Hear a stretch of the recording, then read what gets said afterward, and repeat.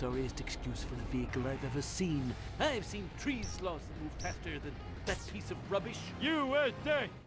The Simpsons Road Rage is an open-world driving game that was developed by Radical Entertainment, published by EA, and released on the PlayStation 2, Xbox and Gamecube in November of 2001. This game performed quite well despite its very mixed reviews, selling 1.6 million copies on the PS2 alone. It also stirred up some controversy with Sega, which I'll get into later, but first let me fill you in on the game's premise.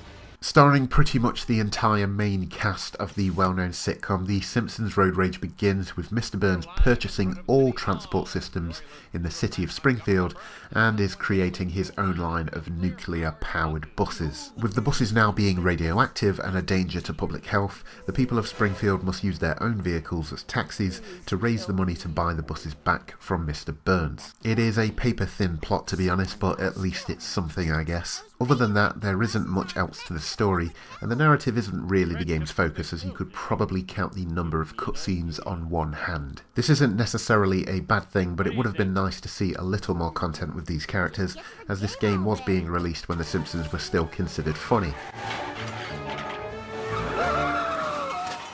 Earlier I mentioned that this game did cause some controversy. I also said that it was an open-world driving game, which is sort of true, but to be blunt about it, The Simpsons Road Rage may as well just be a very detailed mod for Crazy Taxi. The controversy surrounding this game was due to Sega feeling that Road Rage was so similar to their arcade hit that they actually filed a lawsuit, but from what I've read, it was all settled privately out of court, so let's get back to the game. It offers a few different modes. Road Rage, which allows you to choose a character to race around the city against a timer, picking up and dropping off as many passengers as possible. There is a mission mode, which gives you a specific character and a task to carry out around the city, and 80% of these feel like you're just knocking stuff over. And there is also Sunday Drive, which allows you to explore the city at your own pace.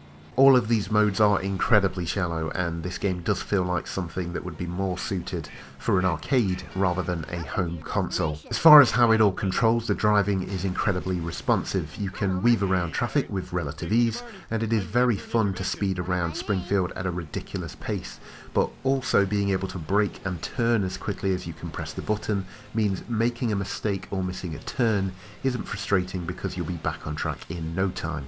There are 17 characters to unlock, everyone from Homer and the family to Groundskeeper Willie and Chief Wiggum, all with their own cars, which surprisingly have all their own subtle differences in speed, strength and handling. It's entertaining to explore the different areas of Springfield the first few times. You can't enter any of the buildings, of course, but getting to drive around a fully modelled version of this city is quite novel. The road is busy with other cars, the city is full of destructible items, and you occasionally find a few ramps to jump over, and all of this contributes to a fast and fun chaotic experience. While all of this is quite enjoyable for the first hour or so, it does get a little old too quickly.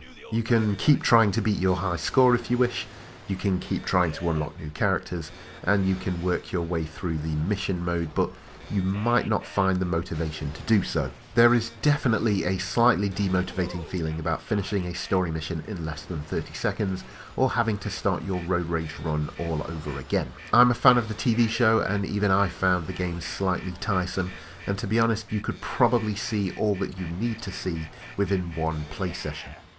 Where I do give the game credit is its presentation. For a game released in 2001, Springfield does look pretty good. There's a mixture of cel-shaded and standard 3D models that blend well together and help present the cartoon world in the right way. Character models do look sort of weird, possibly because we're not used to seeing them from a 3D perspective, but all in all, for a 3D rendering of a 2D world, it certainly makes the grade. The voice actors from the show are also present, so all of the chatter between characters feels authentic, and some of the lines are actually pretty funny. Possibly the only gripe to be had with this from a voiceover perspective is its repetitiveness. Within 10 minutes of my first drive around the city with Homer, I had already heard some lines 2 or 3 times, which is a fairly minor issue as you just begin to tune all of it out after a while. Well, well, if it isn't Mr. Goody Two-Shoes himself. Hiya, Homer. Can you take me to Reverend Lovejoy's house? I wanted to bless my new haircut. Boring. So what can you say about the Simpsons Road Rage? Well, you could say that it's a fun arcade driving game. You could also say it gets some good use out of the TV show it had license to, and you could definitely say that some of the developers had played Crazy Taxi before putting this game together. At the same time, this is a game that doesn't have a lot to offer, and if you're not really a fan of the show, it has even less. Back in the day, this game would have been an ideal rental for a weekend. I know, because when I was a kid, me and my friend did exactly that, and we had a blast. Today, however, this game can be picked up for a fairly cheap price. It's a good shot of nostalgia, and you'd probably get the most fun out of it by passing the controller between you and a friend to see who could get the highest score. Take me to the Bolorama. The pins are calling me. No problem, dude.